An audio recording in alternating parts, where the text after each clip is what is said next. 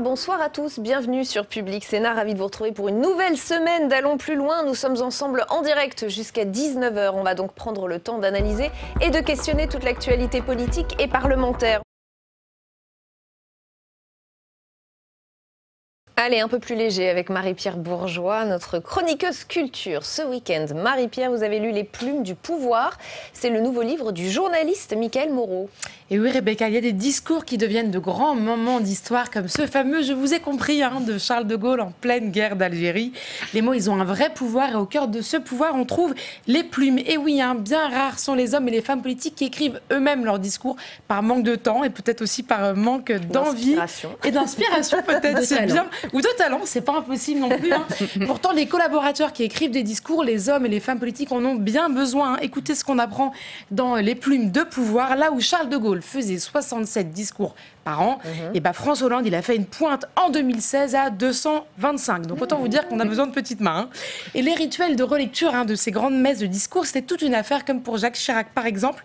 Le dimanche, ses collaborateurs avaient le droit à une vraie scène d'anthologie. Écoutez, on se croirait dans un film d'Audiard, je lis le petit passage. Le président fait irruption dans des tenues improbables avec une affection toute particulière pour les jogging et les vieux sweatshirts. Voilà. Il sort ses fournitures. Donc sur la table, il y a des règles, il y a du scotch, il y a un feutre rouge avec une pointe fine. Pendant ce temps-là, Jacques Chirac, il boit quelques gorgées de gin tonic. Et de Corona. Et voilà, et de la Corona, exactement, la bière, pas le virus. Et il découpe au ciseau des paragraphes pour les scotcher plus haut, pour les mettre plus bas dans le discours. Voilà, c'est un peu le copier-coller à l'ancienne. Alors ça nous fait sourire ici, mais ça mettait beaucoup d'angoisse au conseil ministériel qui venait un peu la boule au ventre dans ces petites réunions. L'écriture des discours peut aussi tourner au vinaigre, je crois. Oui, tout à fait. Alors on peut prendre par exemple le début de campagne de Nicolas Sarkozy. On est en 2006. Henri Guénaud, c'est sa nouvelle plume, il vient de l'embaucher. Et c'est lui qui va un peu inaugurer cette ère des collaborateurs qui aiment beaucoup la lumière. Premier meeting pour Henri Guénaud, c'est un peu son test. On est à Saint-Étienne et il rend une copie qui va pas trop plaire. Voilà, c'est une copie assez critique contre l'Union européenne. Il n'est pas très content non plus contre le capitalisme mondialisé. Et là, ça passe pas très bien dans l'équipe de Nicolas Sarkozy. Vous avez Claude Guéant, qui est le directeur de campagne, qui tombe de sa chaise. Ni une ni deux, le discours est corrigé. Devinez qui a la manœuvre? Henri de Castres, qui à l'époque est le PDG d'AXA. Et puis Michel Pébreau, qui dirige la BNP, donc pas de farouche anticapitaliste. Ça n'a pas vraiment plu à Henri Guénaud, qui a décidé à partir de ce moment-là de ne plus jamais faire relire ses discours. Ce qui va peut-être expliquer le dérapage de Nicolas Sarkozy une fois qu'il sera élu à Dakar. Il avait eu ce discours qui avait fait un petit peu de bruit. Je vous cite ce passage. Le drame de l'Afrique, c'est que l'homme africain n'est pas assez entré dans l'histoire. On se souvient tous de cette phrase. Nicolas Sarkozy n'est pas le seul à tenir des discours qui font polémique. Non, on peut prendre aussi François Hollande, par exemple. 3 jours après les attentats de novembre 2015, il va annoncer la déchéance de nationalité qui choque beaucoup à gauche. Et la jeunesse de ce discours va faire laisse un petit peu songeur, on peut le dire. Au lieu d'être rédigé par sa plume habituelle, à savoir Constance Rivière, c'est Matignon et Beauvau avec Manuel Valls et Bernard Cazeneuve qui vont être à la manœuvre. Le locataire de Matignon, il sait se faire très assistant pour pousser ses pions. C'est Jean-Pierre Jouyet à l'époque, qui est le secrétaire général, qui raconte: le Premier ministre est remonté plusieurs fois au créneau pour convaincre le président de la déchéance. Et nous, à l'Élysée, nous l'avons mis en garde à plusieurs reprises contre cette mesure. Alors on le sait, c'est Manuel Valls qui va remporter l'arbitrage. Mais quelques semaines plus tard, quand la mesure va être abandonnée, faute de consensus à gauche, c'est la plume Constance Rivière qui revient à la manœuvre et qui va rédiger les petits éléments de langage pour François Hollande. Alors, il y a les discours qui clivent et puis il y a ceux auxquels on ne comprend rien, Marie-Pierre. Oui, alors il y a ceux d'Emmanuel Macron, par exemple. Voilà, écoutez ce que dit Alain Juppé de ses discours. Emmanuel Macron, il emploie parfois des formules à la sophistication excessive. Quand je repense à son périple autour de la Première Guerre mondiale, je me dis, mais tiens, pour un gilet jaune sur un rond-point, qu'est-ce que ça veut bien dire l'itinérance mémorielle dont il parle dans tous ses discours? Mais qu'Alain Juppé se rassure, l'ère des grands discours, elle est peut-être bien finie, juge François Hollande. Écoutez ce qu'il nous dit, notre ancien président. Obama prononçait de très beaux discours, mais est-ce qu'on retient ces phrases comme on retient les tweets de Donald Trump? Bon, je vous laisse la réponse. Que ça ne vous dissuade pas. Cela étant dit, Madame Darcos, j'ai un livre qui est très, très, très bien écrit et qui est très riche. Est-ce que vous avez le temps? 2 minutes? Reste, 30 secondes même. Non, simplement, je lirai ce livre. Allez-y. Mais avec beaucoup d'émotion, je repense à Jacques Chirac et notamment un discours qui restera, je pense, aussi important que De Gaulle, celui du Veldiv. Et pour bien connaître Christine Albanel et quelqu'un de très proche de moi qui dort avec moi tous les jours, il a contribué certains dimanches à ce genre d'après-midi en jogging. Et en effet, c'est des moments mémorables. Voilà. Merci infiniment Laure Darcos d'avoir répondu même à cette chronique en quelques secondes. La suite d'ALPL, c'est l'entretien de la semaine. Nous recevons ce soir Ludivine Bantini. Elle est historienne, spécialiste des révolutions. On va aborder avec elle plusieurs sujets et notamment la participation aux élections municipales qui approchent à grands pas. Pour le moment, les sondeurs nous annoncent une abstention forte et pas seulement à cause du coronavirus. À chaque scrutin, cette démobilisation citoyenne apparaît et inquiète. On va analyser cela avec elle juste après le rappel des chiffres. C'est avec Pierre-Henri Holderbaum. J'ai parlé tout à l'heure de la vie économique, de la vie sociale. La vie démocratique est importante. Il n'y a aucun argument aujourd'hui qui nous est opposé par les experts de santé publique pour suspendre ou repousser les élections municipales. Face au coronavirus, certains électeurs, comme les personnes âgées, pourraient ne pas se rendre dans les bureaux de vote ce dimanche. Un record d'abstention qui risque de battre celle des élections municipales de 2014. Seulement 63,55% des électeurs s'étaient déplacés, soit 3 fois moins qu'en 2008. Pour ce politologue, la baisse de fréquentation dans les urnes est due à une seule raison. La hausse de l'abstention n'est pas si impressionnante au municipal, notamment si on compare ça, par exemple, aux élections régionales. Toutes les élections politiques, y compris d'ailleurs la présidentielle et législative, surtout les législatives, mais il y a le quinquennat, ont conduit à une forme de désenchantement de l'élection qui a amené une hausse de l'abstention. À 6 jours du premier tour, le sondage IFOP annonce que 28% sont susceptibles de ne pas se rendre dans un bureau de vote à cause d'un risque de transmission du virus, soit 3 Français sur 10, ce qui pourrait impacter en plus l'abstention aux élections. Les personnes qui comptaient le plus aller voter malgré le coronavirus, c'était les personnes âgées, alors que ceux qui apparaissaient peut-être le plus inquiets, paradoxalement, c'était plutôt les jeunes. Donc si jamais les deux s'équilibrent, on n'aura pas de révolution électorale. Toutefois, ça pose une question, et en effet, on ne peut pas exclure une influence importante en termes de résultats de ce virus, tant sur la participation que sur les résultats finis. Quant à 3 Français sur 4, soit 71%, eux se disent pas ou peu inquiets de se rendre dans un bureau de vote. Verdict ce dimanche. Allons plus loin donc dans l'entretien de la semaine avec vous, Ludivine Bantini. Bienvenue, merci d'avoir accepté notre invitation. Vous êtes historienne, spécialiste des révolutions, maître de conférences en histoire contemporaine à l'université de Rouen-Normandie. Vous êtes l'auteur de 2 ouvrages qu'on va voir, L'œuvre du temps et Révolution. Merci. On se dirige donc vers un premier tour des municipales avec une participation historiquement basse. C'est en tout cas ce qu'annoncent les sondages. On a le sentiment que les citoyens boudent de plus en plus les urnes. Est-ce que c'est un phénomène que vous observez? Comment l'historienne que vous êtes perçoit ce phénomène? Oui, c'est certain qu'il y a une forme de désenchantement par rapport à cette forme-là du politique, le vote.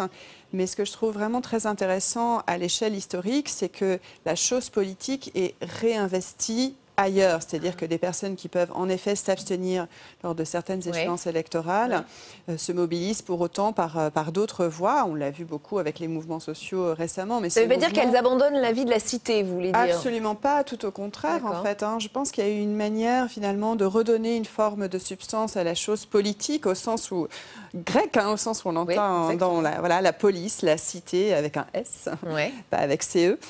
Mais justement, c'est une distinction qui est en soi intéressante.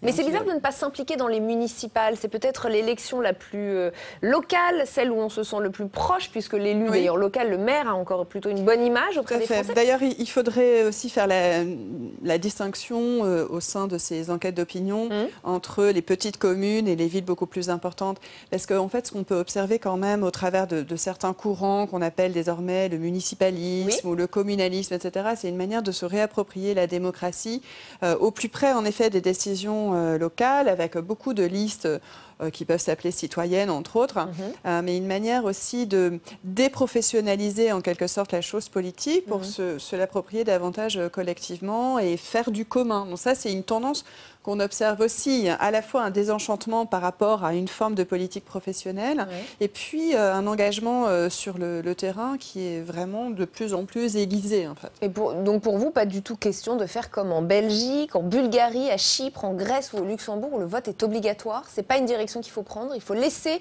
le citoyen libre de ne pas aller voter parce que c'est aussi une manière d'envoyer un message? Tout à fait. Évidemment, je pense que l'abstention est en soi politique. Hein. C'est une prise de position, c'est la signification d'un rejet. Et je pense que ça doit faire énormément réfléchir les responsables politiques, justement. Ces municipales sont le deuxième scrutin post-Gilets jaunes. Il y avait eu les européennes entre-temps. Il y a quelques mois, beaucoup disaient que ces Gilets jaunes saisiraient l'occasion de ces municipales justement pour faire entendre leurs revendications. Finalement, 10 listes ont été nuancées, Gilets jaunes, par le ministère de l'Intérieur et les préfectures. Je vais vous les citer, regardez. Il y en a 2 dans le Vaucluse, 2 autres à La Réunion, une dans le Gard, une en Haute-Garonne, une dans l'Hérault, une dans l'Isère, une dans la Meuse. Les autres ont plutôt été intégrés sur d'autres listes, la France Insoumise ou même le Rassemblement National. Est-ce que vous y voyez un échec du mouvement des Gilets jaunes?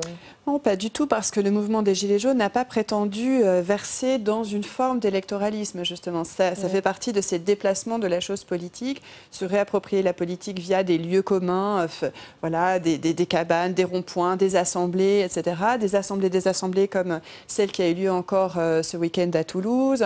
Ce qui se passe, vous citez la Meuse, ce qui se passe à Commercy, où il a été question de constituer les communes des communes. Hein, voilà, donc tout ce mouvement communaliste qui est aussi le fruit du mouvement des Gilets jaunes. Mais voilà, c'est pas le mouvement des Gilets jaunes s'est beaucoup méfié et continue de le faire, puisque en fait, je pense qu'il va y avoir un nouvel acte important le 14 mars prochain, un samedi. Continue de se méfier, me semble-t-il, encore une fois, des étiquetages politiques. Hein. Il a pu y avoir des listes communes, mais c'est vraiment pas là que se situe, aux yeux de beaucoup de Gilets jaunes, la chose politique. Mais alors, comment transformer l'essai quand il se déroule, j'allais dire, non, on ne lance pas. Il s'est déroulé un mouvement absolument historique l'année dernière. Certains, j'imagine, ne veuillent que ça débouche sur des actes concrets. Si ça ne débouche pas sur, une voie politique plus classique, un processus politique plus classique, comment agir? Est-ce que l'essai n'est pas transformé des Gilets jaunes? En fait, c'est toujours la question de la réduction à des choses qu'on connaît. C'est ça qui est intéressant, c'est que les Gilets jaunes ont essayé de subvertir finalement la règle du jeu politique. Ont essayé d'interroger, d'ailleurs de manière à la fois profonde et radicale, en prenant les choses à la racine, la question des institutions, la question même de la démocratie, puisqu'il pose par exemple des questions comme celle du référendum d'initiative citoyenne. Il pose la question des institutions même de la Ve République, que beaucoup soit critiquent, soit contestent, soit vraiment remettent en cause de manière radicale en disant que voilà, il y a une concentration des pouvoirs entre les mains d'un seul homme et que finalement c'est un régime qui est une forme de monarchie présidentielle, dans une certaine mesure, aux yeux de certains Gilets jaunes.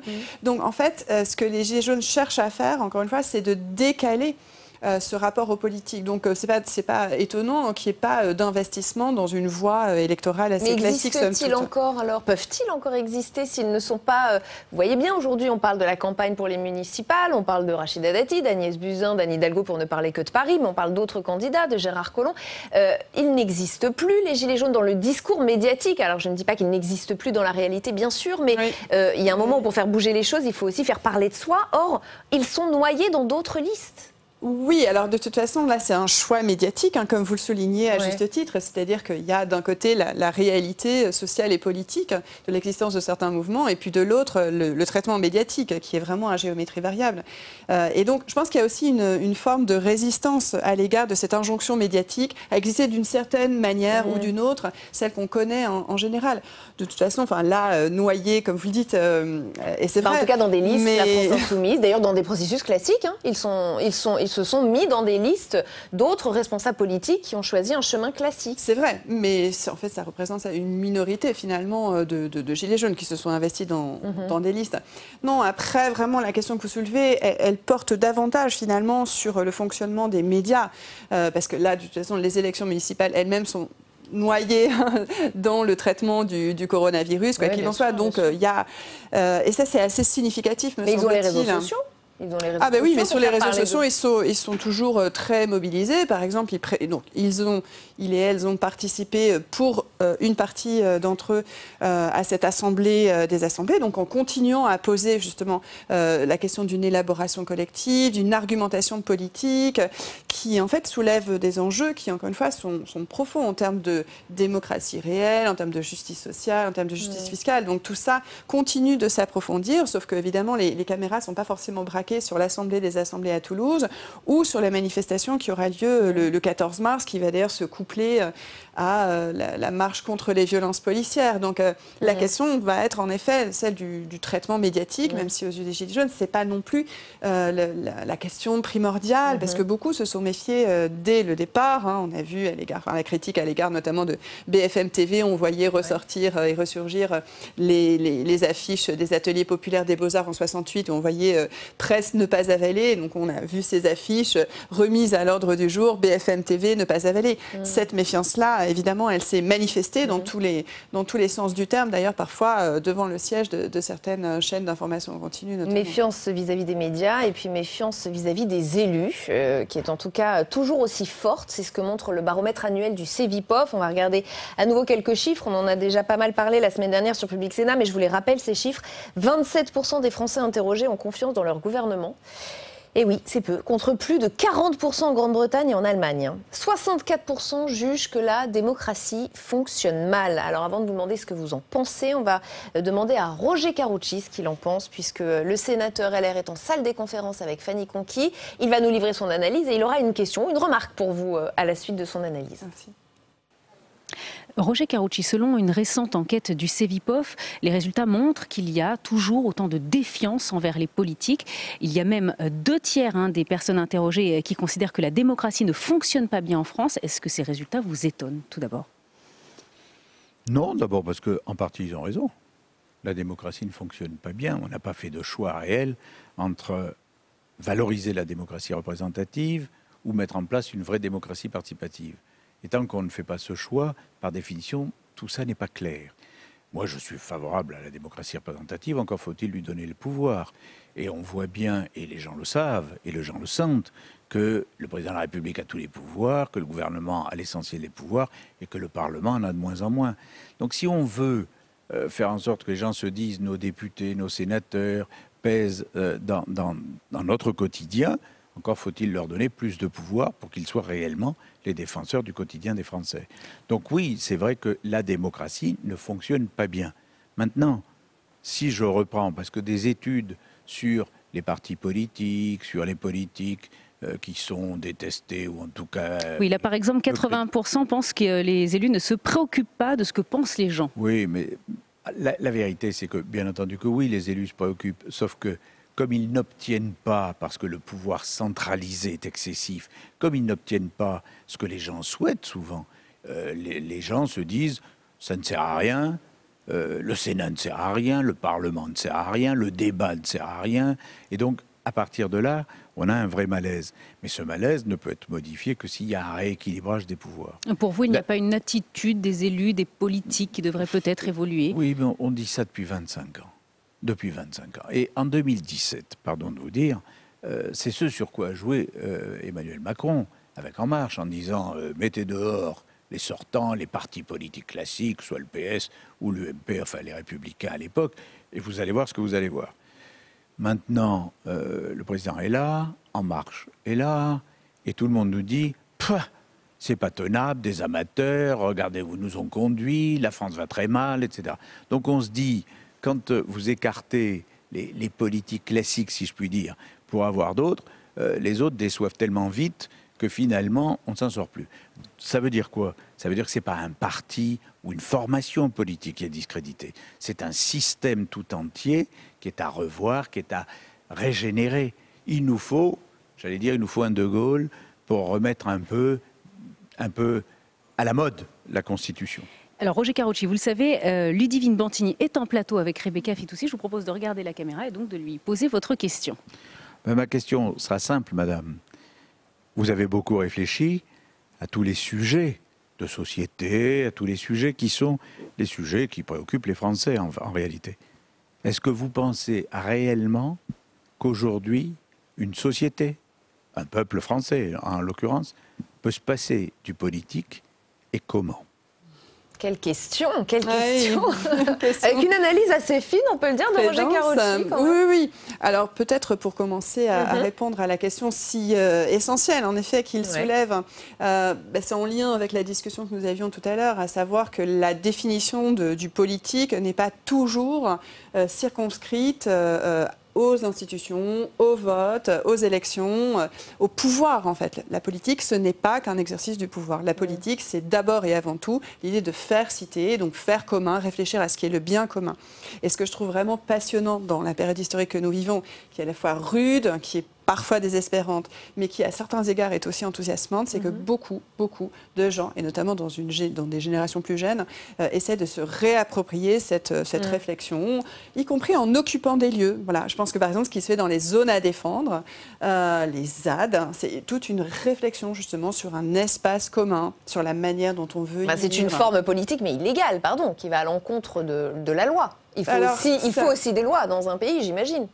Mais en quoi le fait de défendre des zones qu'il s'agit de protéger serait-il illégal? Enfin, ça, c'est une autre question. Des zones qui ne sont pas les leurs. Par exemple, on a dit aux Gilets jaunes que l'occupation des ronds-points était illégale. On a vu une entreprise comme Vinci qui possède en général l'espace même des ronds-points, détruire des cabanes, etc. Enfin, bon, on peut se poser. Vous avez peut-être raison. Mais donc, on pourrait vivre sans politique? C'est la question de Roger Carochi. Parce que sans cette forme classique je n'ai pas la même conception, la même vision de politique. Pour moi, c'est trop réducteur de considérer que la politique serait exercée par les professionnels de la chose politique, par celles et ceux qui sont élus avec, justement, lui-même le reconnaissait, avec une légitimité qui est de plus en plus écornée. Là où le discours de Roger Carochi me semble un peu contradictoire, c'est que d'un côté, il évoque justement quelque chose d'assez structurel dans les institutions de la Ve République, à savoir un Parlement qui est peu entendu, qui est peu respecté, et dès lors une démocratie représentative qui est elle-même abîmée,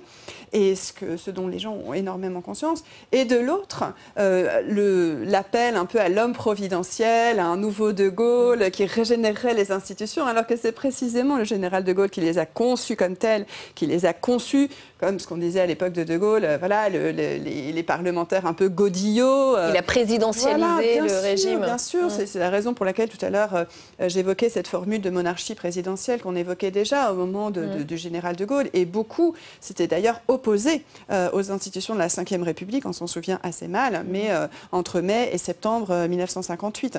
Ça, c'est la première chose. C'est vrai qu'elle est structurelle sur les institutions même de la Ve République, et c'est en tout cas intéressant d'un point de vue historique, encore une fois, au bout de plus de 60 ans de constitution de la Ve République, qu'aujourd'hui, ces questions-là soient posées frontalement. Au fond, elles ont un caractère historique, elles sont historiquement déterminées, mais ça veut dire qu'en soi, elles n'existent pas de tout temps, elles n'existeraient pas de tout temps. Et donc, ce sont des questions légitimes en elles-mêmes.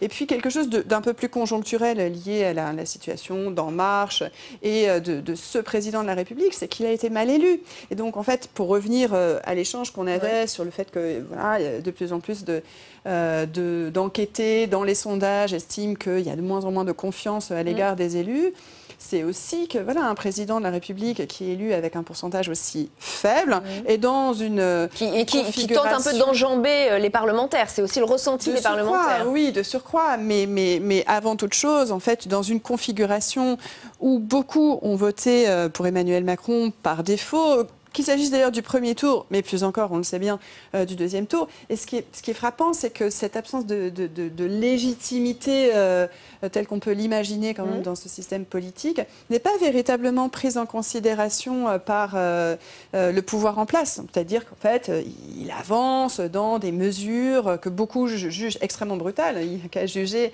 du nombre de personnes qui sont dans la rue, qui sont en grève, qui sont comme les hospitaliers dans un mouvement perpétuel. Vous l'évoquiez tout à l'heure déjà dans la première partie de l'émission, à propos des urgentistes, à propos des personnels hospitaliers de manière générale. L'un des autres chiffres spectaculaires de l'étude Cevipof dont je parlais tout à l'heure, c'est la chute de confiance en la police. On est passé de 80% en 2015 à 66%, ce qui nous amène à nous interroger sur ce qui s'est passé samedi soir à Paris. Une marche féministe à la veille de la Journée internationale des droits des femmes.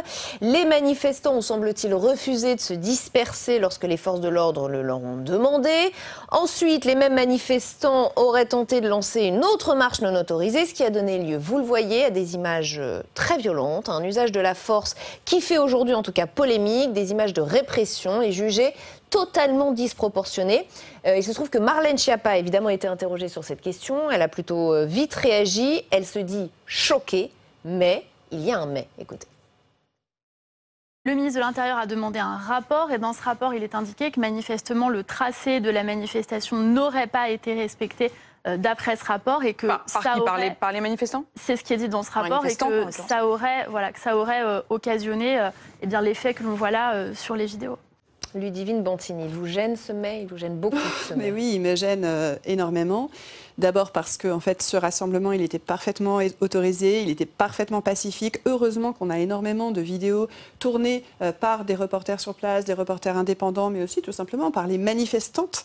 Et j'insiste d'ailleurs sur le manifestante, puisqu'il se trouve que c'était un rassemblement et une manifestation non mixte. C'était un rassemblement de femmes qui veulent montrer chaque année, autour du 8 mars, qu'on peut aussi prendre la rue en tant que femme, y compris le soir, y compris la nuit, parce qu'on sait que c'est dangereux de toute façon, de manière générale. Donc de collectivement, justement, insister sur cette dimension qu'ensemble, on peut faire la démonstration qu'on s'assure des espaces de sécurité contre les violences faites aux femmes.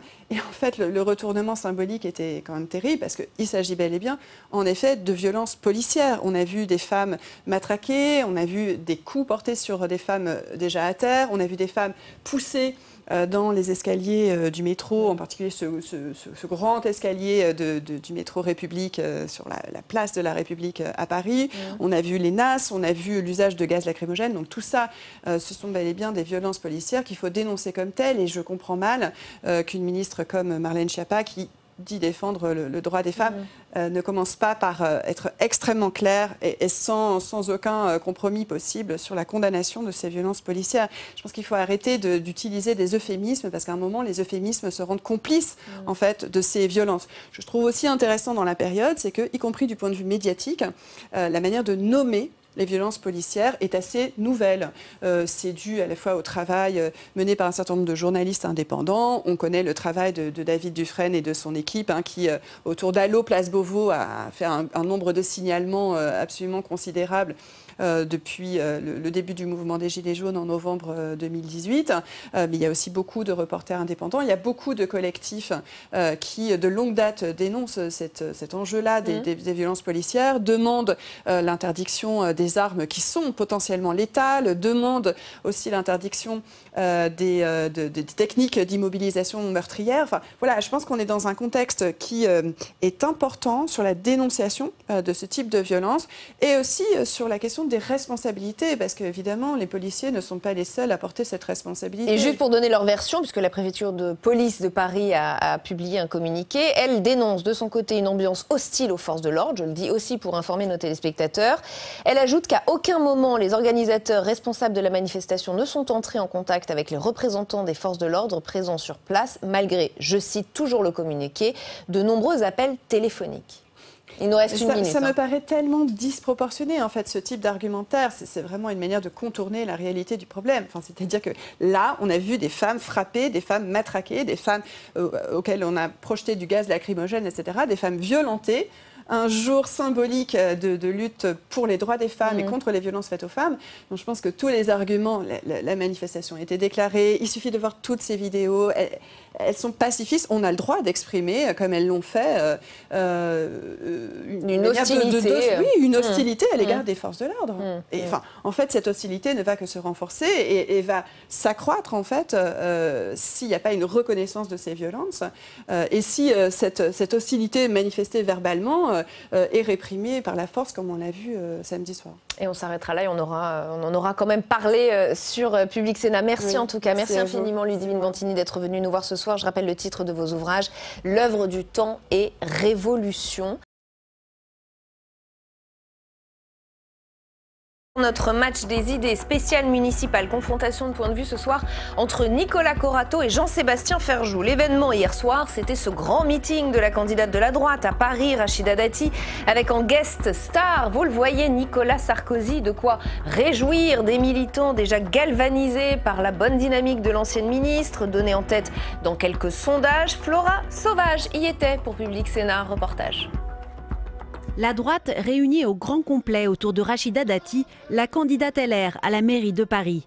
À 4 jours du premier tour des municipales, militants et sympathisants se sont pressés salle Gaveau pour assister au seul et unique meeting de campagne de l'ex-garde des Sceaux. En présence de Nicolas Sarkozy, la même où il avait fêté sa victoire à la présidentielle le 6 mai 2007. Mes chers amis, vous imaginez mon émotion de revenir ici.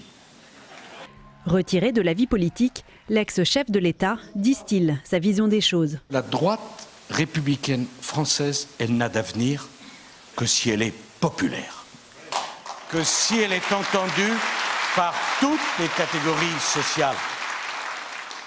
Et tant de fois, la droite s'est trompée en choisissant telle ou telle catégorie. Rachida, c'est la capacité d'être entendu par la France du peuple, par la France qui travaille, par la France des usines. Crédité de 24% dans un dernier sondage, seulement 1 point derrière Anne Hidalgo, l'actuelle maire de Paris, Rachida Dati tacle Agnès Buzyn, son adversaire de La République En Marche. Une ministre de la Santé chassée de son ministère en pleine crise sanitaire pour s'improviser candidate à la mairie de Paris à 1 mois des élections. Une candidate qui n'avait pas envie. Une candidate sur ordre. Et demain, alors une maire aux ordres? Les Parisiens méritent mieux.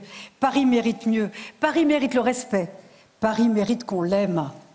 Paris mérite un maire qui n'est aux ordres de personne. À l'issue du meeting, les ténors du parti sortent revigorés par la présence de Nicolas Sarkozy. Je crois que le fait qu'il soit là, c'est réconfortant pour toute la droite. C'est peut-être le signe que quelque chose change et que finalement, si l'hirondelle ne fait pas le printemps, sa présence ici pourrait peut-être faire une élection. Si Nicolas Sarkozy reste la personnalité la plus populaire chez les sympathisants de droite, pas sûr que cela soit suffisant pour que Rachida Dati arrive en tête au premier tour dimanche prochain. Avec nous pour le match des idées ce soir, Nicolas Corato, bienvenue, président de l'Institut de recherche Place de la République, conseiller en communication d'influence et affaires publiques, et Jean-Sébastien Ferjou, bienvenue à vous également, directeur et fondateur d'Atlantico. Nicolas Corato, ça vous surprend ce poids, cette influence encore de Nicolas Sarkozy dans une campagne comme celle de Rachida Dati, où on voit des militants totalement galvanisés par la présence même de Nicolas Sarkozy? C'est un soutien précieux encore? C'est un soutien précieux, puis Nicolas Sarkozy, c'est quand même le dernier homme de droite à avoir gagné une grande élection. C'est le dernier vainqueur de la droite. C'est quelqu'un qui est resté toujours fidèle à son camp, même si il a des relations étroites avec l'actuel président.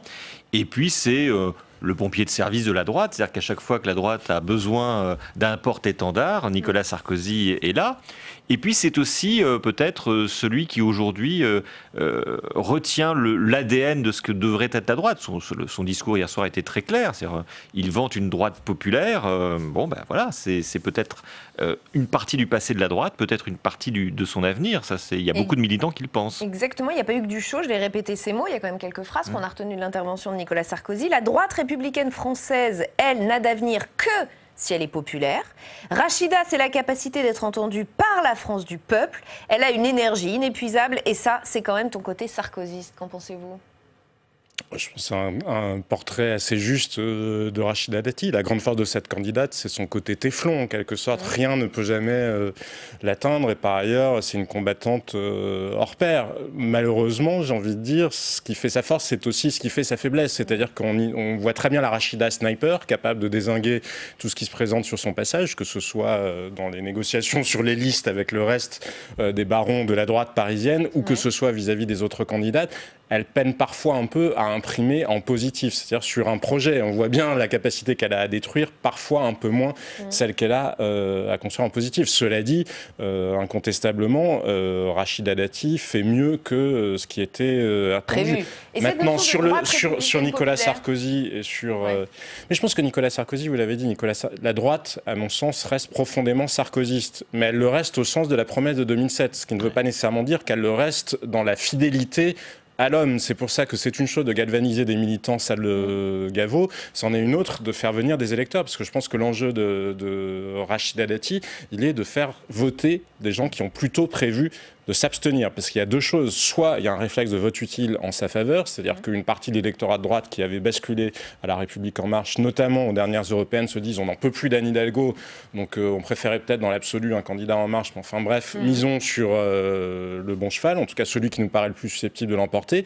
Comme Agnès Buzyn a résisté plutôt pas si mal que ça dans sa campagne, c'est difficile d'imaginer que ce réflexe se fasse dès le premier tour. Et deuxième point sur les abstentionnistes, je ne suis pas certain que l'image justement de la droite un peu l'ancien monde en quelque sorte soit vraiment de nature. C'est une chose de convaincre un électorat populaire, c'en est une autre de convaincre des abstentionnistes. Encore une fois, à mon sens, Madame Dati, elle a très bien marqué des points sur la sécurité, sur un certain nombre de sujets. Parfois, quand même, son projet pour Paris peine à avoir imprimé les esprits, même s'il existe dans la réalité. Dans la série des Convaincus, je vous cite quand même ce témoignage de militants recueillis par nos confrères d'Europe 1. Tout le monde avait dit que la droite était morte. Grâce à ces deux-là, donc Rachida Dati et Nicolas Sarkozy, vous avez une famille réunie. Un peu excessif ou il y a du vrai ? C'est vrai, Rachida Dati est la surprise de cette campagne électorale.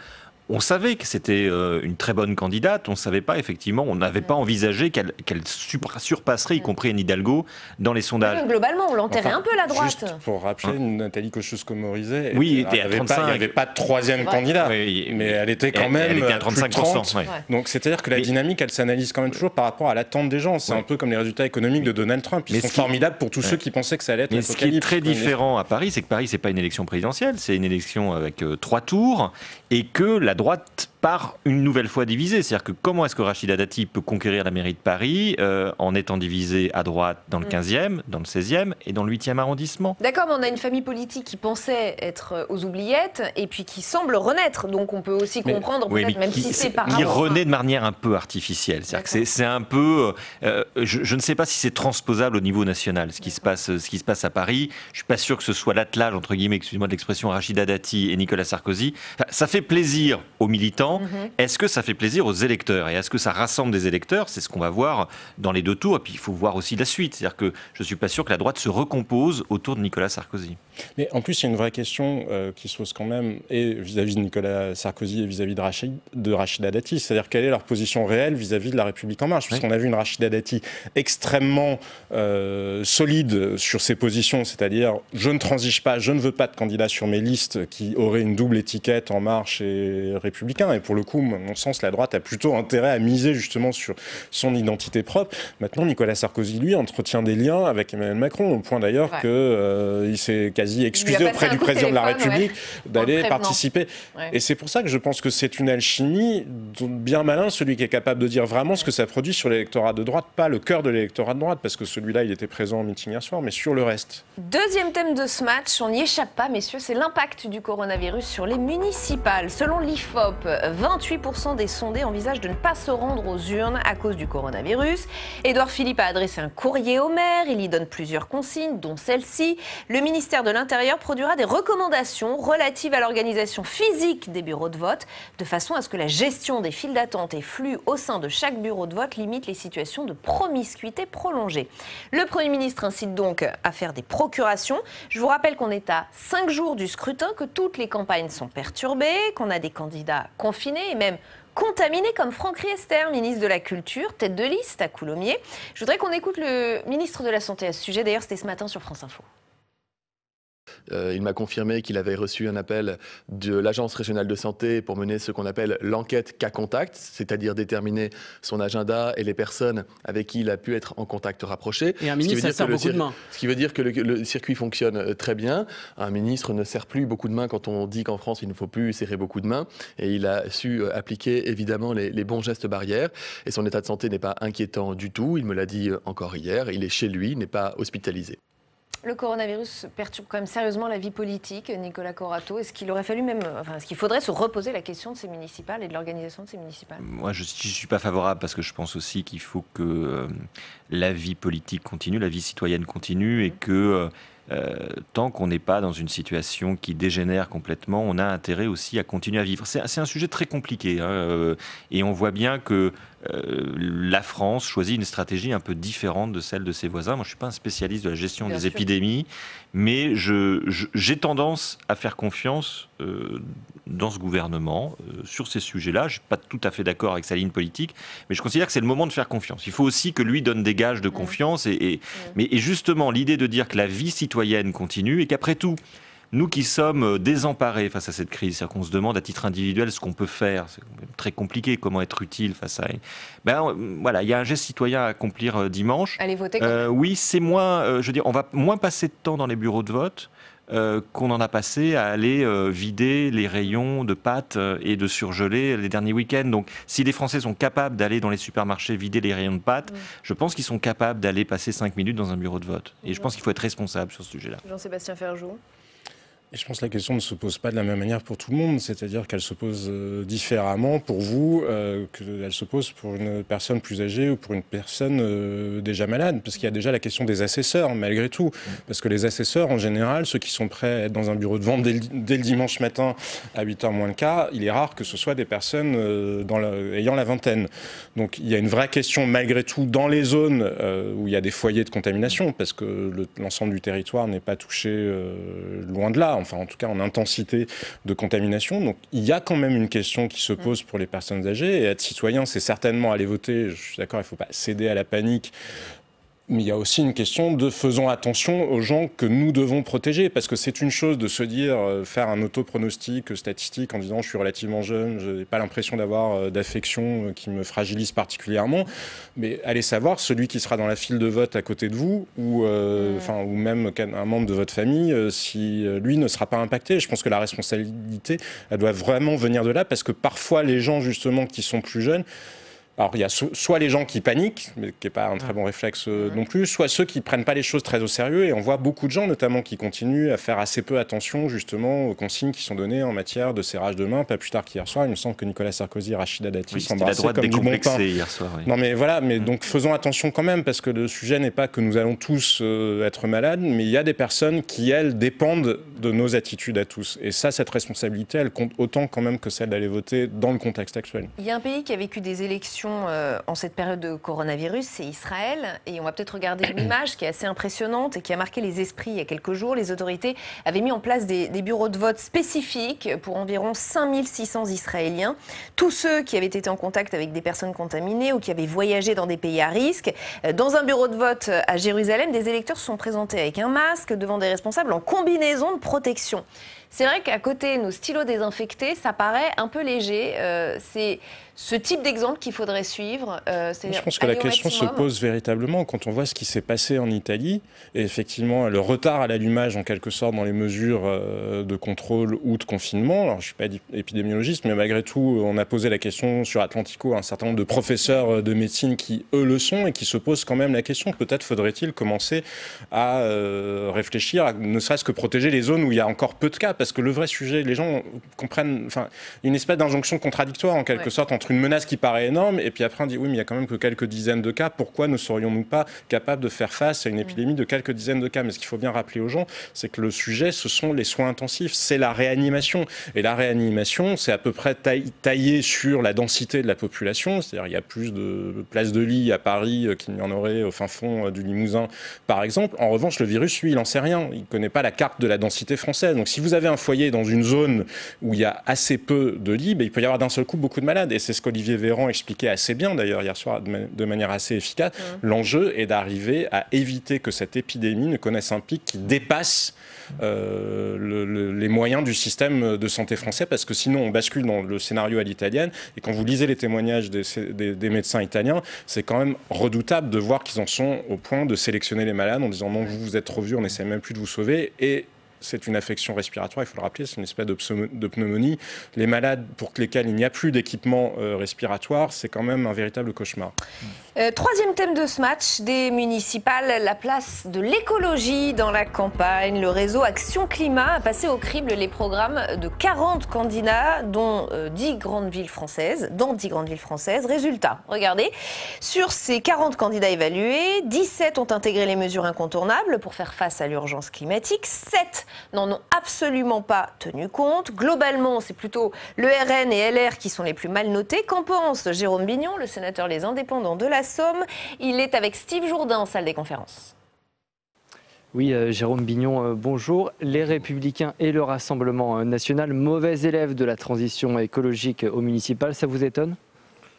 C'est vrai que ce n'est pas les gens les plus écologistes de la Terre, sûrement.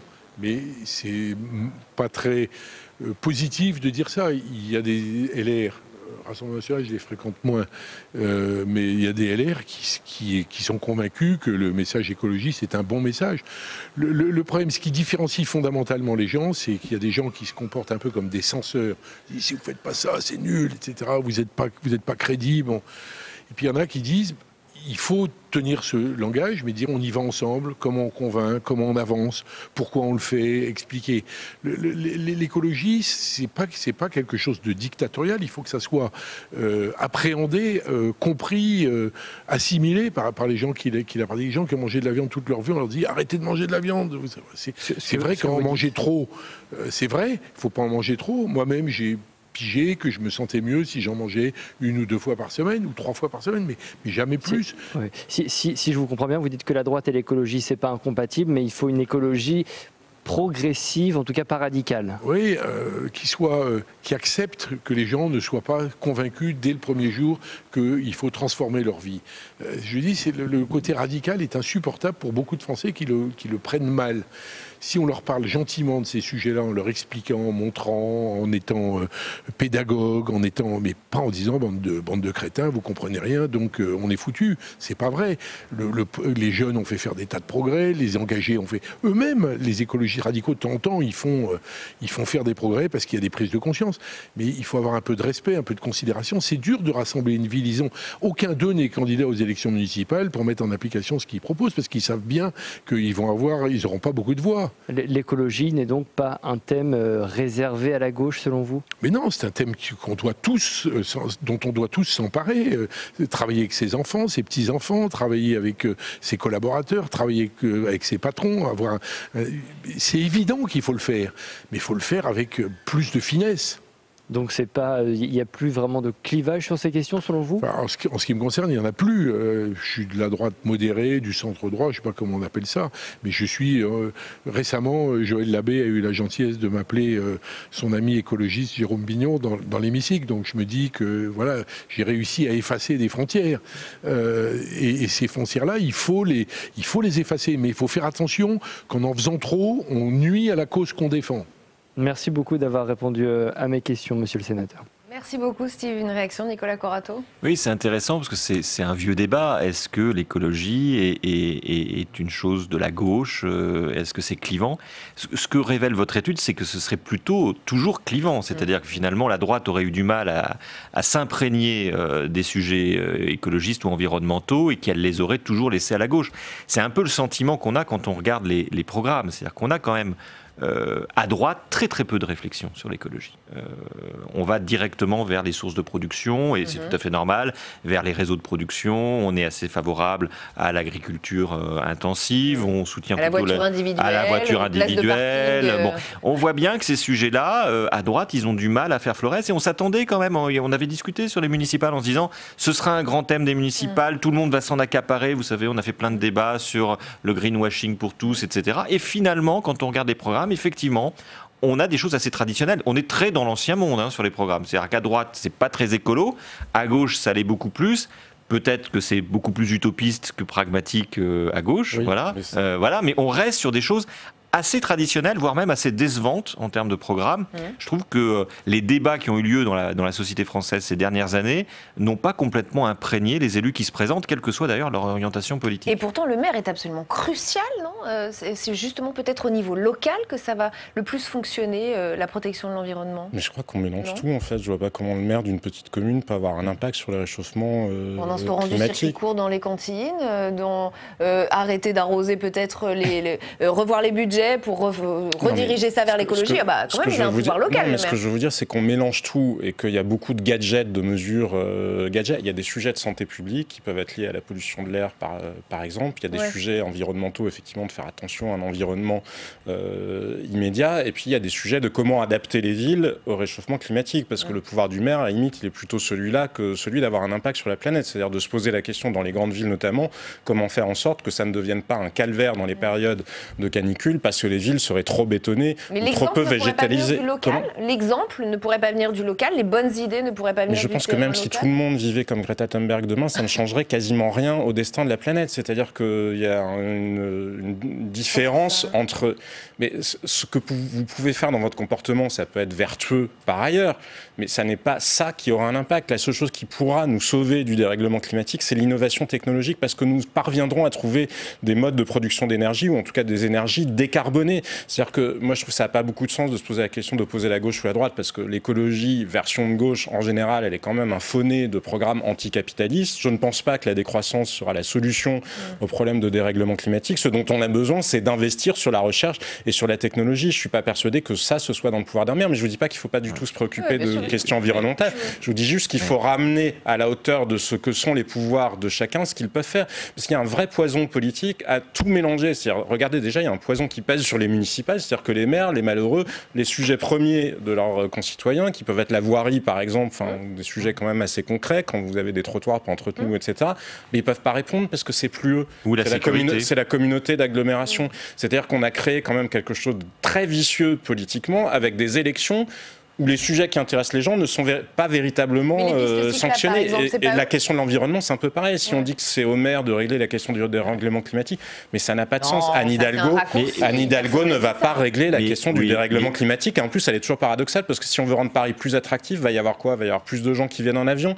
Enfin, vous voyez, toutes ces questions-là sont éminemment plus complexes qu'il n'y paraît, et je trouve que le débat, pour le coup, même quand il est porté, je suis assez d'accord avec vous, la droite ne s'est pas beaucoup emparée de ces questions-là, mais il y a beaucoup de gens qui, eux, s'en sont emparés et qui polluent, pour le coup, totalement le débat, parce qu'ils introduisent la confusion en mélangeant une vision morale des choses avec une vision qui, elle, serait pragmatique. Mais on peut pas non plus toujours dire que c'est trop complexe pour pas s'attaquer au sujet. C'est-à-dire que qu'il y ait un débat politique sur le... regardons les choses à la hauteur... Qu'il y ait un débat politique sur les systèmes, moi je pense que le clivage gauche-droite a effectivement du sens en matière écologique, parce qu'il doit y avoir un débat politique sur le système. C'est un peu caricatural de réduire le système de la gauche d'ailleurs à la décroissance. L'idée c'est, on voit bien depuis quelque temps, que ce soit les gilets jaunes, que ce soit les questions posées par le réchauffement climatique, que ce soit ce que pose la question du coronavirus sur l'avenir de la mondialisation, ce sont des sujets sur lesquels on ne passe pas suffisamment de temps en termes de réflexion politique. Donc il y a une réflexion macro à avoir, et qu'il va falloir... Je ne vois pas très bien en quoi un maire peut répondre à ces questions-là. Et puis, comme on l'a fait dans d'autres temps sur le socialisme municipal, il peut y avoir de l'écologisme municipal, c'est-à-dire de tester au niveau local des solutions qui pourraient ensuite être abordées au niveau national. On ne peut pas tout tester. Effectivement, l'innovation technologique, on ne va pas la tester au niveau municipal. Mais on peut tester plein de choses au niveau municipal, sur les déplacements, sur les mobilités, sur l'énergie. Enfin, il y a aujourd'hui, par exemple, rénover de l'habitat social pour le rendre moins énergivore. Cet exemple-là, oui, parce que sur les déplacements, mais les déplacements, on confond deux choses. On confond la santé publique, la pollution de l'air, et on confond l'impact que ça a sur le dérèglement climatique. Ce sont deux choses totalement différentes. Même si tout le monde demain se déplace à trottinette dans Paris, ça aura un impact imperceptible, totalement imperceptible sur le réchauffement. Et c'est ce que fait Anne Hidalgo. Enfin, elle a amené avec elle tout un tas de maires. Mais non, parce que l'essentiel de la pollution, pour le coup, due à la circulation, c'est dû au transport, c'est dû aux camions, c'est pas dû aux voitures. Parce que c'est là où on mélange tout, parce que qu'est-ce qui se passe ? Les voitures, pourquoi il y a de la pollution de l'air, c'est valable pour les voitures électriques aussi, parce que ce sont les plaquettes de frein qui polluent aussi. Mais ça n'a aucun impact sur le dérèglement climatique. C'est pour ça que je vous dis très souvent, les débats sont très mal posés. Il nous reste 30 secondes, Nicolas Corato. Non, moi je pense qu'il y a une place pour le niveau local en matière de règlement des sujets climatiques, parce que ça se passe aussi au niveau local. Mais je suis d'accord sur le fait que il faut qu'on ait d'abord le débat au niveau macroéconomique et on ne peut pas faire l'impasse sur ce débat. Et on ne peut pas ne pas convoquer sur ce débat les grands groupes industriels qui sont les premiers pollueurs. Ce n'est pas le citoyen qui pollue le plus, hein. C'est celui qui lui donne à consommer. Et donc mettre en cause la société de consommation. Oui, mais ça se passe aussi au niveau municipal. Au niveau municipal, on a le droit d'avoir des débats politiques qui concernent un échelon beaucoup plus large et pas uniquement lié au niveau municipal. En un mot. Je vous disais juste mais on n'est pas en désaccord. Il est souvent contre-productif d'attendre de gens qui ne sont pas en situation de délivrer une promesse que ce soit eux qui la portent. Voilà. Et quand bien même vous seriez en désaccord, vous auriez le droit. Merci. Exactement. Et raison. à tous les deux d'avoir participé à ce match des idées. Bruno Fulini, historien, vous collaborez à la revue L'Hémicycle. On va continuer avec vous. Je le rappelle, vous publiez Les Rois fous de l'histoire. Et alors vous allez nous ramener carrément en 1918, c'est ça ? C'est ça, à partir de 1918, donc nous sommes dans un monde qui déjà a été ravagé par la Première Guerre mondiale et comme si ça ne suffisait pas, un second fléau arrive, sanitaire celui-là, et un fléau d'ailleurs dont la propagation est facilitée par l'affaiblissement, par la guerre des populations.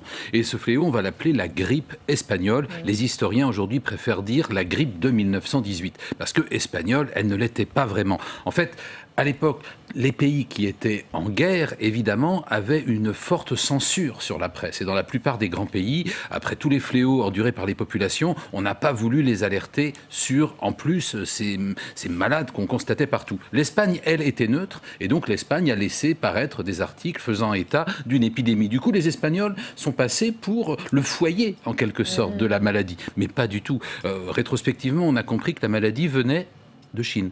Elle venait de Chine et puis il se trouve qu'en Europe, on avait fait venir des travailleurs chinois pour remplacer les combattants qui, eux, étaient au front. Ces travailleurs chinois étaient en contact avec des soldats britanniques, des soldats américains qui ont eux-mêmes ramené le virus chez eux. Bref, ce fut bientôt une pandémie qui a conquis le monde entier et cette pandémie s'est révélée particulièrement meurtrière et atroce. C'est pas que la grippe tuait elle-même, mais elle avait des manifestations telles que les veines en particulier, les organes gonflaient et les gens mouraient, le visage bleu. Enfin, ça a été particulièrement atroce. Pour les États-Unis, qui ont été les premiers touchés quantitativement, c'est 550 000 morts et sans doute 450 000 pour la France. Une pandémie sans précédent. Est-ce qu'on peut comparer grippe espagnole et coronavirus ? Alors j'espère que non. On voit bien les points de ressemblance. La nature grippale de la maladie, l'origine chinoise, la propagation assez rapide, le port de masque aussi, qui était recommandé déjà il y a un siècle et qui est même devenu obligatoire dans certains États des États-Unis. Mais attention aux proportions. Cette grippe espagnole, cette grippe de 1918... elle a fait, selon les historiens les plus optimistes, 50 millions de morts. Et peut-être même 100 millions, parce qu'il n'y avait pas vraiment de statistiques dans certaines colonies ou dans certains pays comme la Russie qui était agitée par la Révolution. 100 millions de morts, ça veut dire en fait que cette grippe a fait plus de victimes que la Première Guerre mondiale elle-même. Et parmi ces victimes, eh bien, il y a eu un parlementaire et puis il y a eu aussi quelques génies des lettres. La grippe espagnole nous a enlevé Guillaume Apollinaire, Edmond Rostand et Franz Kafka. Et on espère qu'il n'y a pas trop de ressemblance. Cela dit, l'OMS nous dit parle ce soir de niveau alarmant de propagation et d'inaction également. Est-ce que vous, ça vous interroge sur la façon dont la France gère ce coronavirus comparativement à d'autres pays d'Europe et du monde où on confine peut-être un peu plus, où on prend des mesures beaucoup plus fortes, drastiques même, peut-on dire ? Je ne suis pas une spécialiste de santé publique, d'épidémiologie, voilà. Par contre, moi, ce sur quoi je m'interroge très fortement, c'est l'organisation économique de nos pays. Notamment l'accès aux médicaments, notamment l'interrogation, ne devrions-nous pas relocaliser un certain nombre de productions. Je pense aux médicaments, je pense aussi à la question alimentaire. Toutes ces questions devront être posées et aussi aux origines de l'épidémie, ce que l'on entend régulièrement de la part de scientifiques, c'est quand même aussi une situation particulière au regard de l'environnement, de la déforestation. notamment, qui visiblement est une cause majeure. Donc toutes ces questions-là, il faut vraiment se les poser pour faire en sorte que, à la fois dans ses conséquences et dans ses causes, nous puissions apporter les bonnes réponses. Oui, qu'on tire de bons enseignements. La suite d'ALPL, c'est le grand débat. On va s'arrêter sur le coronavirus et sur ses conséquences, pas sur le plan sanitaire, mais sur le plan international cette fois. On sent monter depuis quelques jours et même depuis quelques heures des échanges, sinon hostiles, du moins très tendus entre les États. Le plus marquant, c'est bien sûr le tacle de Donald Trump à l'Europe. La nuit dernière, il a décidé de suspendre les vols pour 1 mois. Une décision unilatérale, nous dit l'Union européenne, une décision qu'elle désapprouve quand le coronavirus déclenche des tensions diplomatique et un repli du monde. C'est la question de notre débat ce soir que l'on va ouvrir dans quelques minutes après le rappel des faits de Flora Sauvage. L'interdiction pour 30 jours d'entrée aux États-Unis concerne toute personne ayant séjourné dans les 26 pays européens de l'espace Schengen au cours des 14 jours précédant leur arrivée prévue, à l'exception des Américains et des résidents permanents. Nous sommes à un moment critique dans la lutte contre le virus. Nous avons pris des mesures pour sauver des vies en agissant rapidement sur la Chine. Nous devons maintenant prendre les mêmes mesures avec l'Europe. Un coup de massue pour le secteur aérien. L'Union européenne fustige la décision de Donald Trump. D'autant que cette mesure ne concerne pas les personnes en provenance de Grande-Bretagne.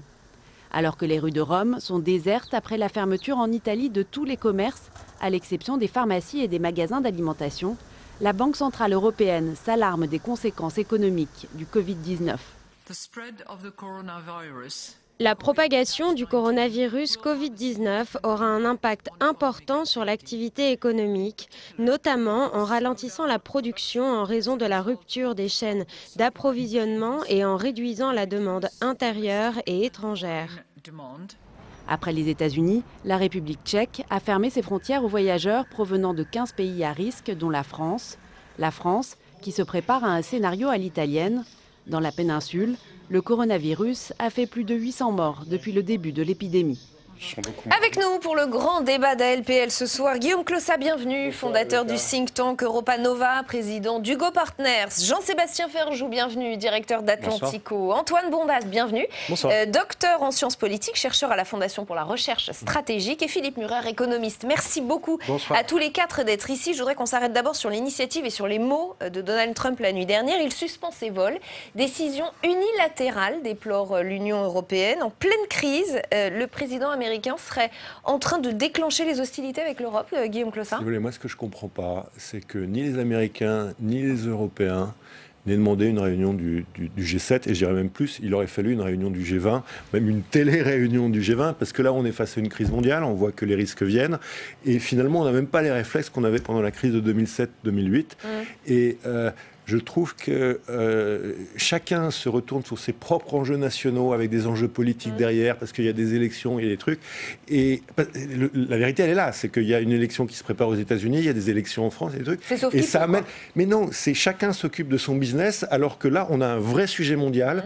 Et je pense que le principe de responsabilité mondiale sur lequel le monde de l'après-guerre s'est bâti, manifestement, ne fonctionne plus. Et le pire, c'est la décision de Trump, qui est une décision d'irresponsabilité, parce que lui-même n'a pas pris les décisions qu'il fallait. Et qu'est-ce qu'il fait ? Eh bien, il recherche classiquement un bouc émissaire. Et le meilleur bouc émissaire pour lui, c'est pas la Chine, parce qu'il y a des choses qui sont en train de se négocier. C'est l'Europe, parce que l'Europe n'est pas une puissance. La réalité, elle est là. On va les revoir quand même, ces mots qu'il a employés lors de cette intervention de 10 minutes la nuit dernière. Ça a été très rapide. Protéger la santé et le bien-être de tous les Américains. Empêcher de nouveaux cas de pénétrer dans notre pays. Virus étranger, et il a déploré que l'Europe n'ait pas pris les mêmes précautions que les États-Unis. C'est presque xénophobe quand vous écoutez ces paroles, c'est presque de la xénophobie organisée. Jean-Sébastien Ferjou. C'est le virus populiste. Je pense qu'il y a un mélange d'éléments rationnels et d'éléments effectivement plus du tout rationnels dans le discours, pas le discours, bref, l'allocution de Donald Trump hier, parce qu'effectivement, on pointait du doigt un virus étranger, ou dans les jours qui précédaient, il a beaucoup parlé de virus chinois, comme si le virus était intrinsèquement chinois. Effectivement, c'est pas très constructif, ça n'apporte rien à la santé des Américains, et ça apporte certainement rien non plus à la coopération internationale. Et c'est là où on voit, je suis assez d'accord avec ce que vous disiez, la différence avec 2008. Maintenant, qu'il se pose la question d'une espèce de confinement ou de protection du territoire américain, ça n'est pas totalement... Non, mais là, on parlait de l'Europe, du fait d'interrompre les vols. Malheureusement, force est de constater que la situation de l'Europe ne fait pas envie au reste du monde et que les pays européens n'ont pas été capables de contenir l'épidémie, là où les pays asiatiques, à l'exception de la Chine, enfin en tout cas dans un temps, ont été capables de le faire. Même la Corée du Sud, qui a eu un foyer d'infection extrêmement virulent dans un temps, a réussi à enrayer cette épidémie. Donc ça n'est pas le cas en Europe. Il y a un peu d'électoralisme et de nationalisme, mais il y a aussi c'est un mélange à la Donald Trump qui est... mais je vais vous dire, de toute façon, le sujet, c'est plus tellement Donald Trump. Le sujet, c'est que la coopération internationale n'existe plus. Et donc, effectivement, Donald Trump, on peut lui faire beaucoup de procès, mais derrière, les autorités sanitaires américaines sont complètement paumées, et force est de constater qu'on n'est pas beaucoup mieux en Europe. Antoine Bondas ? Ce qui est clair aujourd'hui, c'est que le pays avec encore le plus de cas, c'est la Chine, même si, encore une fois, 3/4 des personnes qui ont contracté le Covid-19 ont été guéries. Ensuite, vous avez l'Italie, la Corée du Sud, l'Iran et ensuite les pays européens. Donc d'un point de vue purement épidémiologique, effectivement, les pays européens sont extrêmement affectés par l'épidémie, et ce n'est que le début de l'épidémie, puisqu'on est dans un temps beaucoup plus avancé, entre guillemets, plutôt beaucoup plus en amont que ce n'est le cas en Corée du Sud. Donc ce que fait Donald Trump sur le plan purement électoral peut s'expliquer aussi. Alors évidemment, après, il y a la généralisation à l'Europe, il y a l'idée par derrière de montrer que le virus est importé, alors même qu'aux États-Unis, la situation elle est extrêmement préoccupante. Il y a eu très peu de tests aux États-Unis. Évidemment, vous n'avez pas de cas déclarés. C'est le cas aussi assez largement. Vous n'avez pas de cas déclarés aux États-Unis quand vous ne faites pas de test. Premier point. Deuxièmement, vous avez une dissémination, une dispersion du virus à quasiment l'ensemble des États américains qui est extrêmement préoccupante. Et clairement, aujourd'hui, les États-Unis font face à un défi qui est quasiment le même que celui des pays européens, c'est-à-dire qu'on n'a pas réussi à isoler l'épidémie à certains clusters. L'Europe est le virus étranger. Il a déjà désigné le coupable, avant même que la crise sanitaire... Les États-Unis le font depuis le début, c'est un jeu politique, voilà, ils rejettent la faute sur d'autres pays. Ce qui est extrêmement important aux États-Unis, par contre, c'est de s'assurer qu'en interne, ils prennent des mesures, et c'est extrêmement inquiétant quand on sait qu'au Conseil de sécurité nationale américain, vous aviez, sous Obama, une personne responsable des pandémies et des épidémies, et que vous n'avez plus de poste depuis maintenant 2 ans et demi. Vous avez un système de santé qui est déficient aux États-Unis, il y a 2 niveaux, pour les riches et pour les pauvres. Philippe Murer. Alors, moi, je ne vois pas ce que ça amène la coopération internationale pour ce virus, à part la coopération entre scientifiques, effectivement. Mais au niveau économique, non, mais même ça peut avoir du sens. Alors, après, c'est un autre sujet. Mais au niveau sanitaire, en fait, on voit que les pays qui s'en sont sortis sont des pays d'Asie qui sont plutôt nationalistes. La Corée du Sud s'en est sortie toute seule en fermant ses frontières. Est en train de s'en sortir. Ce serait un peu rapide de dire s'en est sortie. Je suis d'accord, ça va un petit peu vite. Elle n'a pas fermé ses frontières. Elle a exercé des contrôles. Oui, elle a exercé des contrôles. Avec le port du masque qui est imposé et tout un tas de mesures. Et énormément de tests, 200 000 tests qui ont été faits. Donc ils ont pris les mesures tout seuls. On peut voir que Taïwan, ils ont 29 malades. Alors qu'ils sont très proches de la Chine parce qu'ils ont pris des mesures extrêmement fortes. Singapour, de la même manière. Hong Kong, avec des confinements, des gens qui étaient passés en Chine. Donc ils n'ont pas gagné. Vous aussi, vous y voyez presque du bon sens dans la décision. C'est du bon sens. Alors c'est vrai qu'il y a une façon électoraliste. Oui, Monsieur Ferjou a tout à fait raison. Mais il y a aussi du bon sens de dire voilà, on va s'en sortir tout seul et pas la peine. On a déjà des cas dans notre pays. Ils en ont beaucoup moins qu'en Europe apparemment. Et donc autant ne pas rapatrier. C'est vrai qu'on n'en est pas sûr. Ça dépend du nombre de tests en Europe comme aux États-Unis. Les tests aux États-Unis ne sont pas pratiqués par les hôpitaux, donc il faut soi-même payer entre 3 et 4 000 $ pour les faire. Donc autant dire que personne ne se teste. Mais autant personne n'a intérêt à importer effectivement des virus de l'étranger. Tout le monde maintenant a intérêt à soigner son pays et on réouvrira plus tard. C'est pas une décision idéologique, mais je pense qu'il vaut mieux ouvrir plus tard et se protéger pour l'instant. Restons sur l'international. Je voudrais quand même qu'on s'arrête sur les propos de la France concernant l'Italie. Hier, lors du compte-rendu du Conseil des ministres, la porte-parole du gouvernement, Sibeth Ndiaye, a dit ceci. L'Italie, il y a quelques semaines, a pris des mesures. Je pense par exemple au contrôle des températures à l'arrivée de vols en provenance de zones à risque qui n'ont pas permis d'enrayer l'épidémie. Nous n'avions pas pris ce type de mesures. Déclaration qui a provoqué un tollé en Italie. Sur Twitter, la journaliste Lia Capizzi estime que Sibeth Ndiaye, je cite, accuse l'Italie de ne pas savoir contenir la progression du coronavirus et elle invite la France à se montrer moins présomptueuse et à s'abstenir de donner des leçons. Reculade en règle de Sibeth Ndiaye tout à l'heure sur Twitter. Attention, ce n'est pas exactement ce que j'ai dit, dit-elle. J'adresse par ailleurs tout mon soutien au peuple italien. Paris a-t-elle donné des leçons un peu rapidement à Rome? Je vais vous poser la question dans un instant. On va d'abord rejoindre Hervé Marseille, patron des sénateurs centristes, et par ailleurs président du groupe France-Italie ici au Sénat. Il est avec Alexandre Poussard en salle des conférences. Hervé Marseille, la porte-parole du gouvernement français Sibeth Ndiaye a critiqué les premières mesures prises en Italie contre le coronavirus. Est-ce que c'est une maladresse? Oui, c'est une maladresse. Je pense qu'elle aurait pu s'abstenir. Nos amis italiens ont très mal vécu l'absence de solidarité face à la vague d'immigration il y a déjà quelques mois. On a vu les conséquences dramatiques de cette affaire, puisque c'est M. Salvini qui avait pris le pouvoir. Et aujourd'hui, une fois de plus, les Italiens font face à un problème majeur et ils ont le sentiment d'y faire face seuls, sans solidarité avec la France et sans solidarité européenne. Une fois de plus, l'Europe est défaillante. Est-ce que la France prend de haut la gestion de cette crise en Italie ?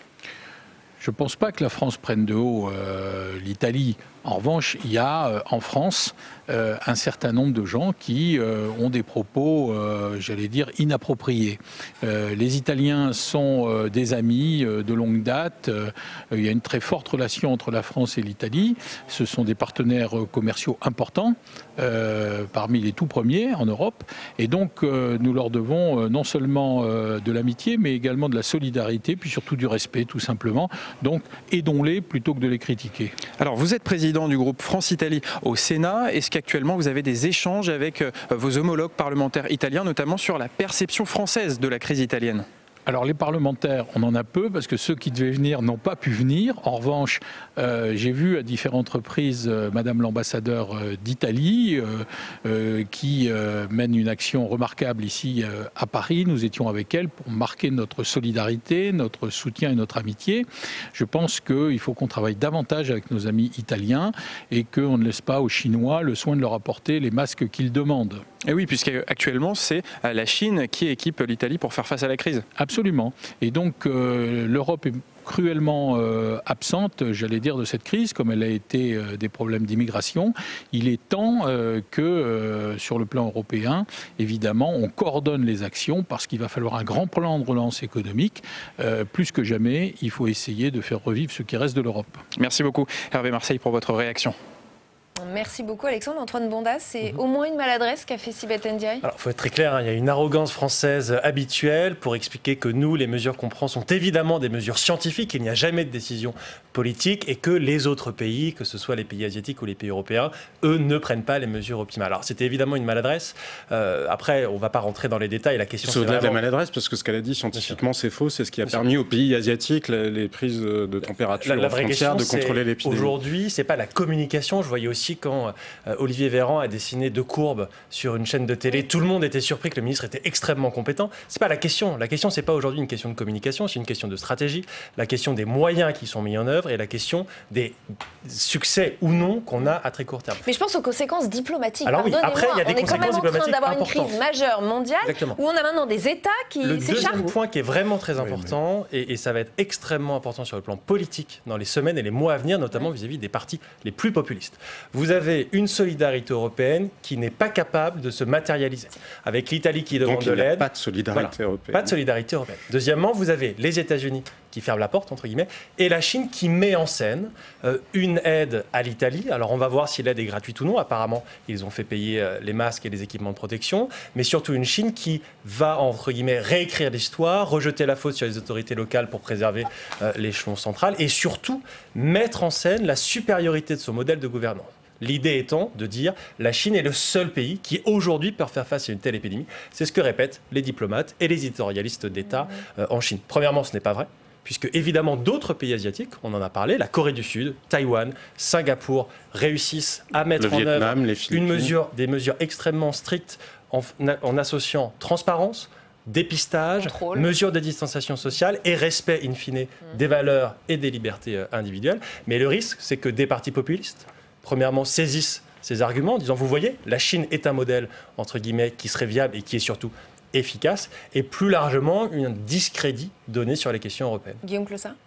Mais moi, je pense qu'il y a une responsabilité des chefs d'État et de gouvernement. C'est-à-dire que, déjà, le Premier ministre italien aurait dû demander un Conseil européen extraordinaire, et il y aurait dû y avoir une coalition de 2, 3, 4, 5 chefs d'État et de gouvernement, éventuellement à l'initiative d'Emmanuel Macron, puisqu'il a un discours toujours très pro-européen, qui missionne la Commission, effectivement, pour coordonner, dans le cadre d'un plan exceptionnel, les actions à mettre en œuvre, et dans le plan sanitaire, et dans le plan économique. Ce n'est pas ce qui a été fait, et ce n'est pas ce que la France a demandé. Et c'est même plutôt l'inverse. On donne des leçons à l'Italie. Alors, ça, c'est un problème plus ancien, parce que, comme Antoine l'a rappelé, avant l'élection, la précédente élection italienne, où Salvini et le mouvement 3 étoiles sont arrivés en tête, la France avait provoqué plusieurs crises avec l'Italie, et on a une tension, au moins depuis l'arrivée d'Emmanuel Macron avec l'Italie, qui s'est renforcée, quel que soit le gouvernement.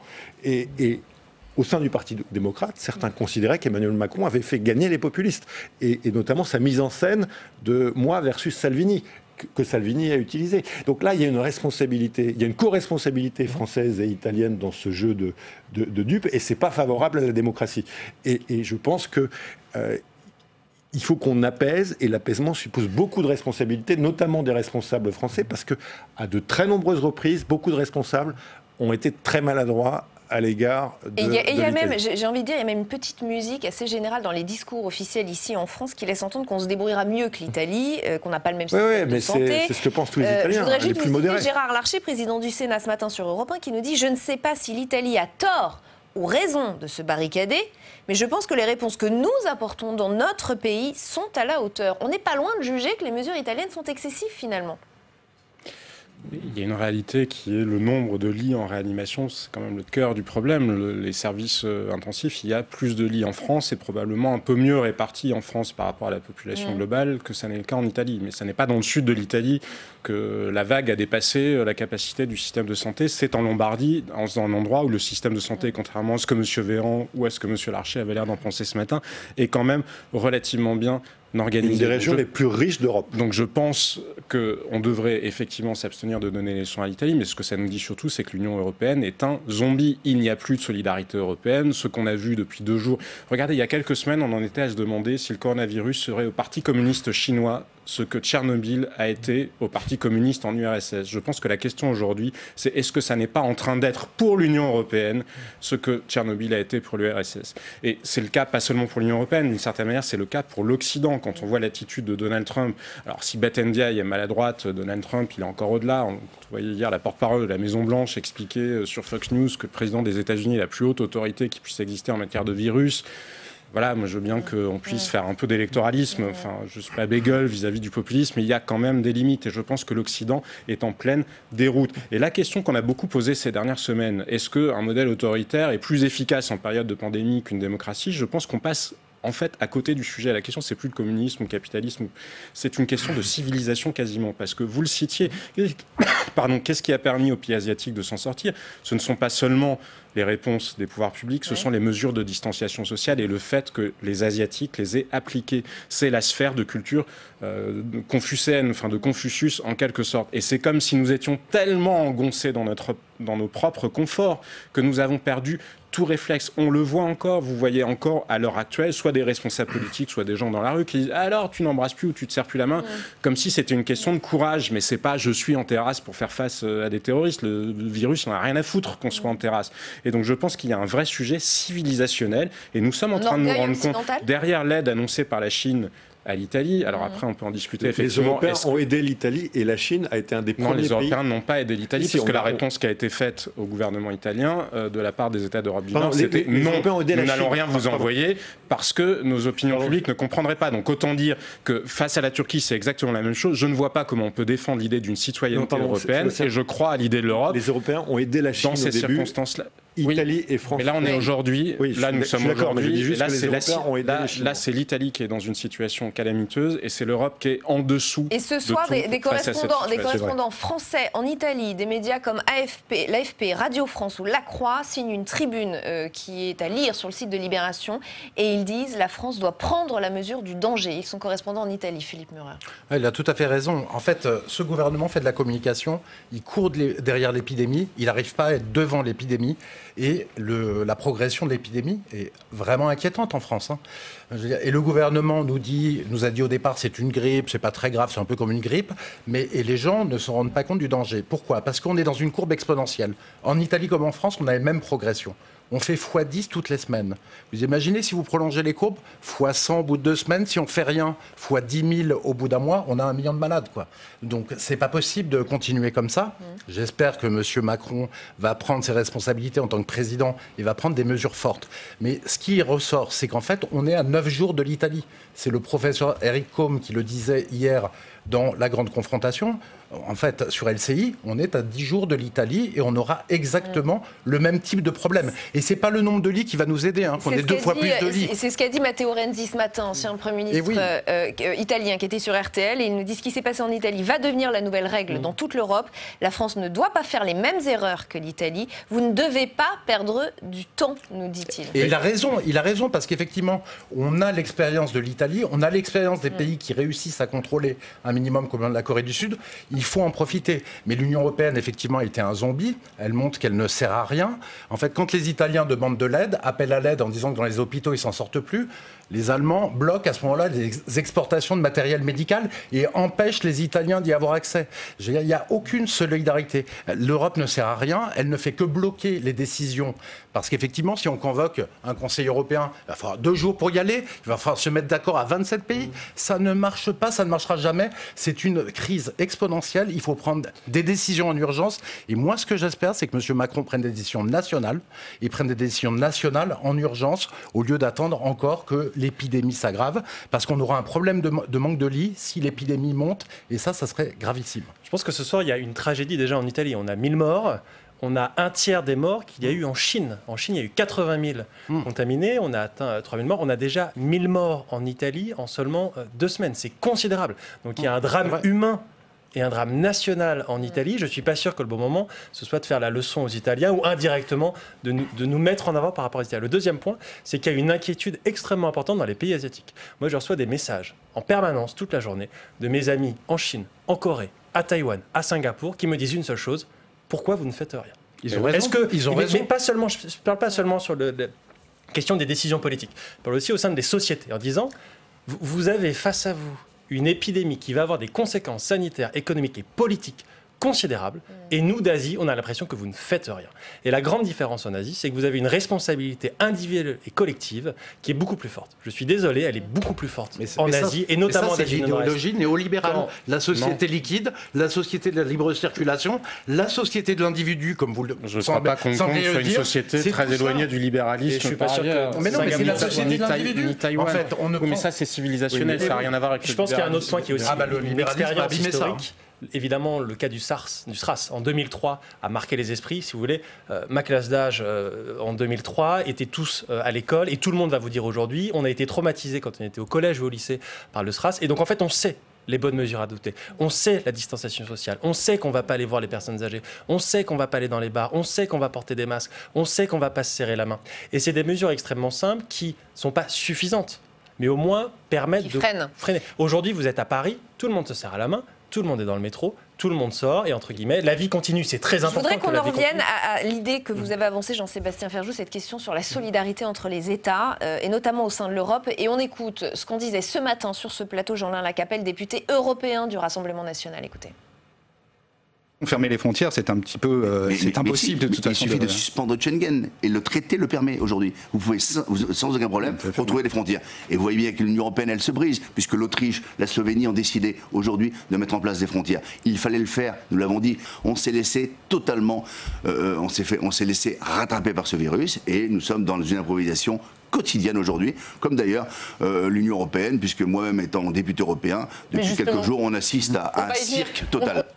Un cirque total, oui. Deux choses. D'abord, Schengen permet en effet, dans des circonstances d'urgence, de fermer les frontières. Donc c'est un mécanisme qui permet de prendre la réalité, d'anticiper les crises, etc. Donc il y a de la souplesse. On l'avait vu au moment du terrorisme. Secondo, l'Union européenne, en tout cas, n'a pas une compétence prioritaire en matière de santé.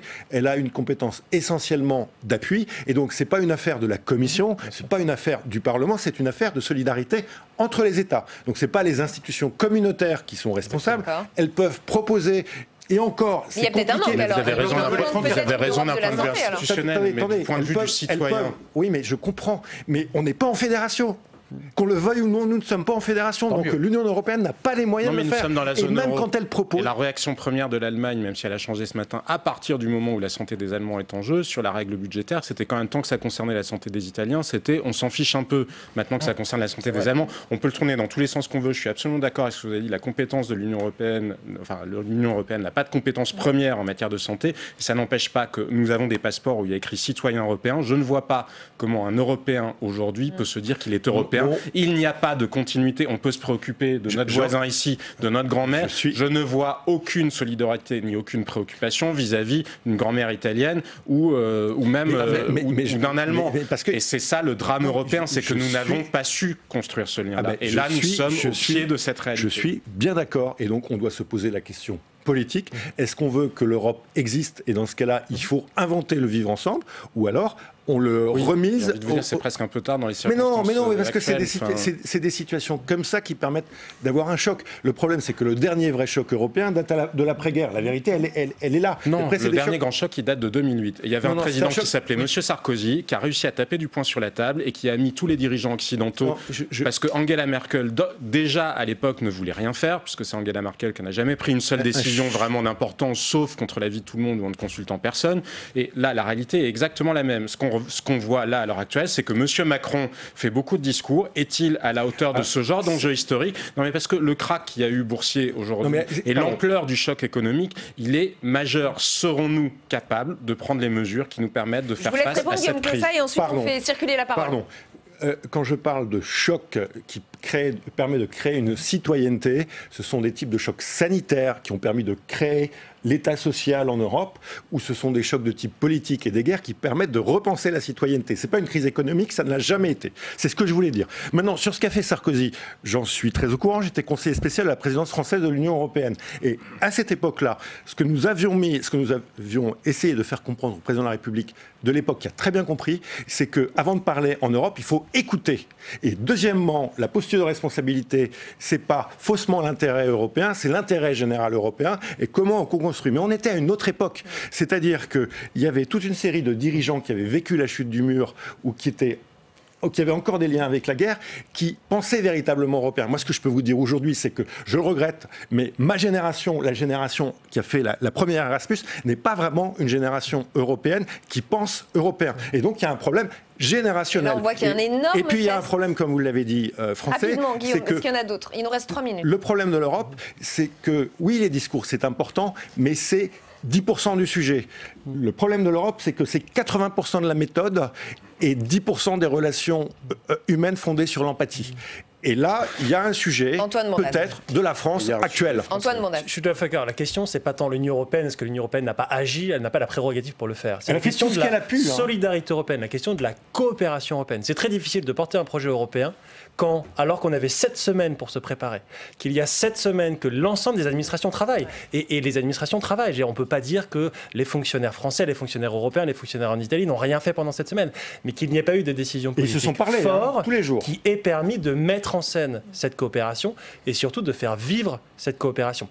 Et ça a un danger à moyen terme sur la légitimité de l'Union européenne. Encore une fois, même si l'Union européenne n'est pas responsable, le risque, c'est que le débat politique soit biaisé et se reporte sur l'Union européenne. Et deuxièmement, c'est que par rapport à des régimes étrangers, et notamment au régime chinois, que vous ayez de nombreuses personnes en Europe qui se disent qu'au final, ce sont des régimes plus autoritaires comme la Chine qu'il nous faudrait, qu'au final, les États-Unis ne nous aident pas et que la coopération transatlantique ne sert à rien. Et ça, c'est un des risques qui, entre guillemets, va continuer à perpétuer la crise de légitimité et la crise de confiance envers les dirigeants et peut-être, et ça c'est le risque, et j'espère qu'on l'évitera, une crise de légitimité, même des modèles de gouvernance en Europe. Une toute dernière info avant de vous donner la parole, Philippe Murer. La police allemande annonce ce soir qu'elle renforce ses contrôles à la frontière avec la France. On parlait de solidarité, de méfiance entre États, on y est. En fait, quand il y a une crise, il n'y a que les citoyens et les nations qui existent. Les organisations supranationales sont out. Elles ne servent à rien parce que de toute manière, si on voulait se mettre d'accord, il faudrait se mettre d'accord à 27. Vous savez très bien que c'est extrêmement long, extrêmement inefficace. C'est pour ça Deuxième chose, la fédérale sur la santé. La responsabilité de l'Europe, elle est énorme sur cette crise et elle va causer des morts. Et là-dessus, il faut quand même bien la responsabilité des États européens. Des États, pas de l'Union. Vous me laissez parler. Vous me laissez parler parce que l'Europe a imposé une austérité massive. On a eu moins 25% de lits en Italie, d'hôpitaux. On a aussi une crise de l'hôpital en France parce que l'austérité est imposée par l'Europe. Et l'Europe va causer des morts dans tous les pays. L'Union européenne va causer des morts dans tous les pays de l'Europe. Et ça, c'est un problème. Et il faudrait arrêter avec cette Union européenne qui détruit les nations. Et on s'arrêtera là. Merci infiniment à tous les quatre d'avoir participé à ce grand débat.